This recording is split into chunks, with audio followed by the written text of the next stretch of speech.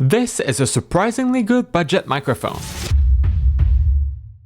Welcome to Morphilm Academy. This is the Fifine K688. You've probably seen it a million times in YouTube reviews, so we'll make this short. In summary, it's a great mic that sounds surprisingly good for its price. If that's the budget you have, it's likely more than good enough for your needs. Now for some details. It's a USB-C and XLR microphone. You can record with both at the same time if you want. When in USB mode, you get access to the capacitive touch mute button, and you can use the headphone port, which actually sounds pretty good. It's also very easy to use. Simply plug it in your computer and record. As for the XLR port, you trade all of that for better quality. Indeed, we found the USB output to be a lot noisier. This is most likely because it outputs 16-bit audio. In very simple terms, it's a lower resolution audio. This adds more noise, especially if you try to work with it after recording. So, if you record with your gain set too low, then try to boost the volume, it will be very noisy. Within the tapestry of existence, a microphone emerges as a conduit of profound expression. It delicately weaves the fabric of human voices, capturing the essence of emotions and thoughts, transcending the limits of mere words.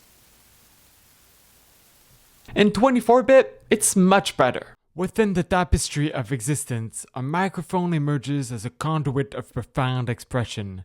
It delicately weaves the fabric of human voices, capturing the essence of emotions and thoughts, transcending the limits of mere words. And in 32-bit float, again, much better. Within the tapestry of existence, a microphone emerges as a conduit of profound expression. It delicately weaves the fabric of human voices, capturing the essence of emotions and thoughts, transcending the limits of mere words. Of course, there's also the fact that the preamps in an audio interface and a mixed pre-10 are much better than the one included inside this microphone. That said, if you record with proper levels, the vast majority of people won't hear the difference. So, if you're just getting started, or live streaming, or just need a good mic for video calls, USB is more than good enough. But if you can eventually upgrade to a good audio interface or XLR recorder, you'll get much better sound. Now some test results. First, the sound rejection. We were actually surprised by the results. The camera clicked as the crew prepped for the perfect shot. Boots tapped softly on the floor while the boom picked up the buzzing equipment in the background. The clapperboard snapped, signaling the final take of the day. The director barked, "Action!" and the actors projected their lines, each word packed with power. So goes a typical day on a Morphilm production shoot. The camera clicked as the crew prepped for the perfect shot. Boots tapped softly on the floor while the boom picked up the buzzing equipment in the background. The clapperboard snapped, signaling the final take of the day. The director barked, "Action!" and the actors projected their lines, each word packed with power. So goes a typical day on a Morphilm production shoot. That is very good sound rejection considering how loud the noise was. I could barely hear myself talking when I recorded this. This is to be expected from a dynamic microphone, but still impressive. As for the proximity effect, we found that it gets quite muddy when you get too close. So keep an acceptable distance with your microphone. For plosives, the windscreen is much too thin, so it provides bad protection. But we found that if you simply angle the mic to the side of your mouth, you should be fine. Patty perfected her podcast plosives, positioning the pop filter precisely. Plosives. Patty perfected her podcast plosives, positioning the pop filter precisely.